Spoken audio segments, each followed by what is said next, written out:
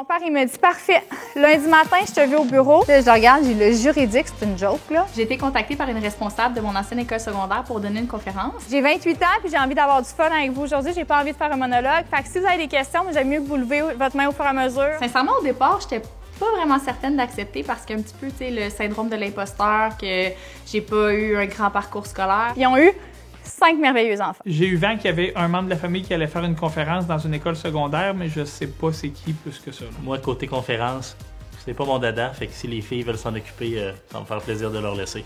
Si on commence avec Sébastien, là, ceux-là qui nous suivent sur les réseaux sociaux, Sébastien, le beau Sébastien qui fait du crossfit.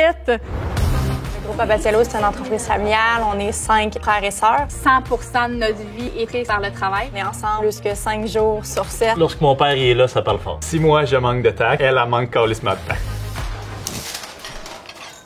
Allô?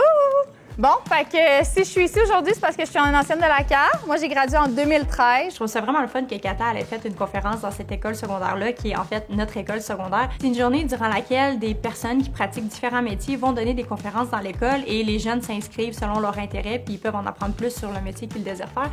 Et là, Kata, je crois que c'était sa première conférence qu'elle donnait et c'était sur l'entrepreneuriat. Il n'y avait pas de multinationale au Québec qui faisait de la pizza. Il n'y avait pas de petits restaurants de quartier non plus qui en faisaient. Personne connaissait ça. J'ai accepté, entre autres, de faire cette conférence-là parce que je trouvais que moi, quand j'étais à leur place, quand j'ai gradué en 2013, j'avais pas eu la chance d'avoir une conférence comme ça.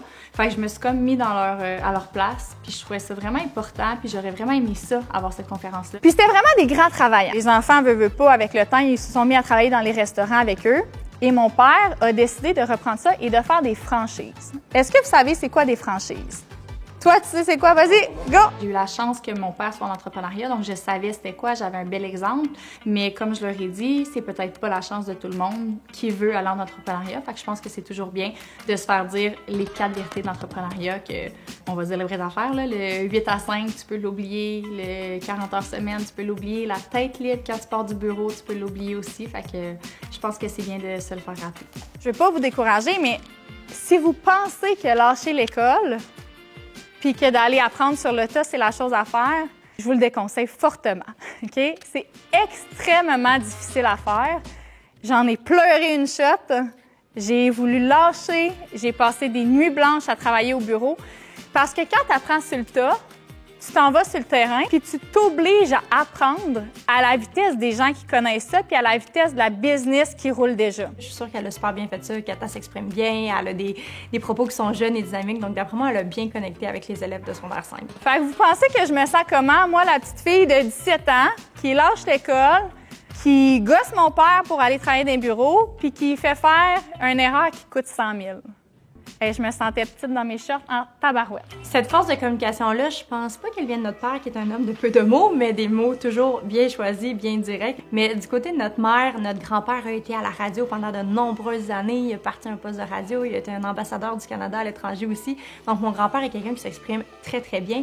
Et je me rappelle quand on était jeunes, qu'on avait des présentations orales à faire, notre mère, elle disait « Appelle grand-papa, fais-lui une fois, il va t'aider, il va te mettre des meilleurs mots. » Puis on voyait clairement dans nos bulletins, quand notre grand-père avait passé dessus, là, les notes, ça pondérait pas avec le reste du bulletin. Quand que tu apprends à aimer ça, tu finis par persévérer puis par être bonne, OK? Ça a super bien été, c'était vraiment le fun. Puis j'ai eu plusieurs aussi élèves qui m'ont réécrit par après pour me dire qu'ils étaient vraiment contents d'avoir eu cette conférence-là, puis que ça les a vraiment aidés, puis que ça les éclaircit sur le sujet. Fait que mon travail est fait, puis je suis bien heureuse. Ah, c'est le fun. Maintenant, Kata habite près pour les soupers de famille. Là, on n'a plus besoin de faire 30 minutes de route. Je sais pas si ça va avoir changé son menu de ce soir. On voulait faire de la fondue chinoise, mais avec 28 personnes, 17 enfants autour de la table. Il me semble que c'est pas le meilleur mix. Salut les toutounes!